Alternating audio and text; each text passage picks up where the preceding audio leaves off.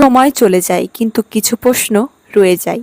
তখন যদি একটু সাহস করতাম, একটু কষ্ট সহ্য করতাম, তাহলে কি আজ এই অবস্থায় থাকতে হতো? এই আফসোসগুলো খুব নীরব, কিন্তু ভেতর থেকে কুড়ে কুড়ে খায়। আজ এমন 3টি কাজের কথা বলবো, যেগুলো যদি এখন না করো তাহলে ভবিষ্যতে তুমি একদিন নিশ্চয়ই বলবে, ইস, এটা যদি সময় থাকতে করতাম। প্রথম কাজ, দক্ষতা অর্জন। আজ যদি নতুন কোনো দক্ষতা শেখা না শুরু করা হয়, তাহলে 5 বছর পর যখন জীবনের দিকে তাকানো হবে, তখন মনে হবে কেন এটা শুরু করলাম না। কোডিং, ডিজাইন, গান বা ভাষা শেখা, এগুলো এমন কিছু যা সময়ের সঙ্গে সঙ্গে আরও দরকারি হয়ে উঠবে। অবশ্যই সময় দেওয়া দরকার, কারণ যত বেশি শেখা হবে তত বেশি ভবিষ্যতে সুবিধা পাওয়া যাবে। দ্বিতীয় কাজ, সময় ব্যবস্থাপনা।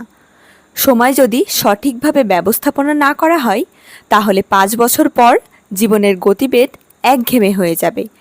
আজই নিজের দিনের পরিকল্পনা তৈরি করো। যে কাজগুলো আজ সঠিকভাবে করা হবে, আগামীকাল সেগুলোর ফল পাওয়া যাবে। সময়কে সঠিকভাবে ব্যবহার করার অভ্যাস ভবিষ্যতে সফলতার চাবিকাঠি।